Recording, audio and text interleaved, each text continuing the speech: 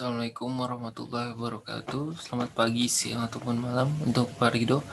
Jadi saya Muhammad Irsyad Ali, NRP 053 1184000041. Jadi saya di sini membuat video ini untuk penugasan tugas pertama mata kuliah KWA. Jadi pembahasannya tentang vulnerability pada web atau web app gitu ya. Yang pertama saya perkenalan dulu seperti tadi udah. Jadi pendahuluannya vulnerability itu sebenarnya apa? Jadi disebut juga sebagai celah keamanan ya. Jadi vulnerability adalah suatu cacat pada sistem atau infrastruktur yang memungkinkan terjadinya akses tanpa izin dengan mengeksploitasi kecacatan sistem. Jadi cacat yang terjadi akibat kesalahan dalam merancang, membuat atau mengimplementasikan sebuah sistem. Jadi dapat kita simpulkan bahwa sangat bahaya dan sangat tinggi resikonya jika kita merancang sebuah sistem dengan tidak dengan tidak memadai sebuah sistem keamanan atau merancangnya dengan baik gitu, karena dapat terjadi sebuah celah yang nanti suatu saat bisa saja dieksploitasi seperti itu. Lanjut pembahasannya adalah vulnerability pada web ya. Jadi singkatnya vulnerability pada web adalah celah keamanan yang terjadi karena kecacatan pada sistem infrastruktur web begitu. Oke, jadi judul yang saya bahas dan saya pilih kemarin itu adalah Metasploit Attack. Jadi Metasploit Attack itu apa? Metasploit adalah tools yang sangat kuat dan dapat digunakan oleh cyber criminal serta ethical hacker untuk menyelidiki kerentanan sistematis di jaringan dan server maupun website. Metasploit dibagi menjadi dua. Jadi sebelumnya Metasploit itu adalah Metasploit itu ditulis dengan bahasa Ruby ya. Dan tools ini sangat kuat karena menyediakan modul-modul atau menyediakan juga banyak aktiviti yang dapat dilakukan uh, saat sebuah host atau sebuah website itu sudah tereksploitasi begitu. Di dalam itu ada banyak tools juga dan ini digunakan oleh ethical hacker juga. Jadi bukan semata-mata digunakan oleh cracker. Metasploit ini juga digunakan untuk mencari celah, untuk memberitahukan di mana ada celah website ini dan di mana dapat melakukan perbaikan seperti itu. Namun Metasploit ini menjadi ilegal ketika digunakan oleh cyberkriminal untuk mengeksploitasi contoh data-data penting dari sebuah website, karena dengan adanya tools-tools yang dapat memungkinkan hal tersebut gitu di Metasploit ini. Jadi dibagi menjadi dua, ada aktif dan pasif.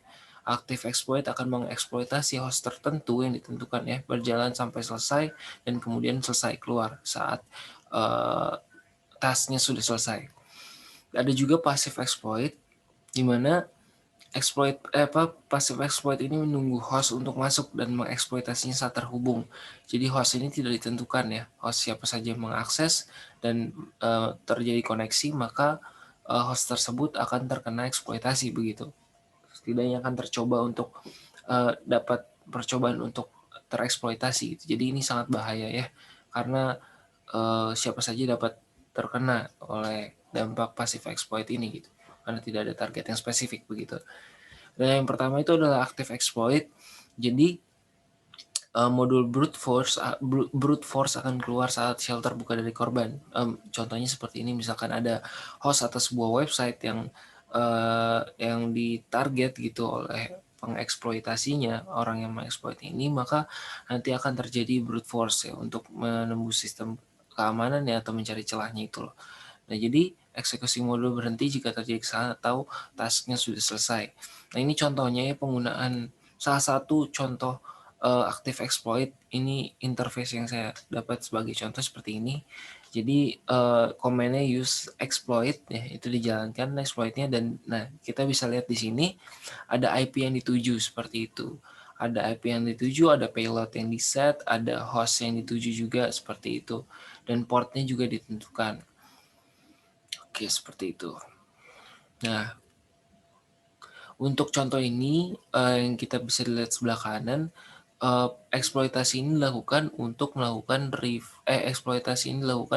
mendapatkan reverse shell gitu. Jadi kita lihat di sini ada upload payload dan semacamnya. Nanti orang yang mengeksploitasi itu bisa mengakses shell dari host atau korban yang dituju, seperti itu.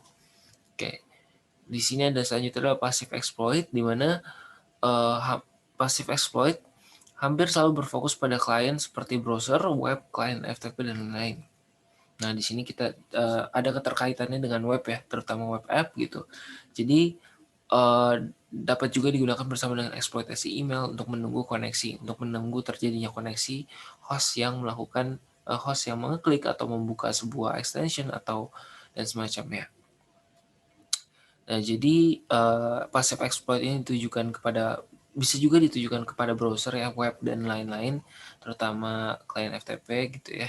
Dan ini contohnya ini misalkan session itu diaktifkan pada script ini diaktifkan pada session tertentu ya. Jadi misalkan ada host yang mengaksesnya, kita lihat di situ bisa ID yang session, active session tuh ada ID 1.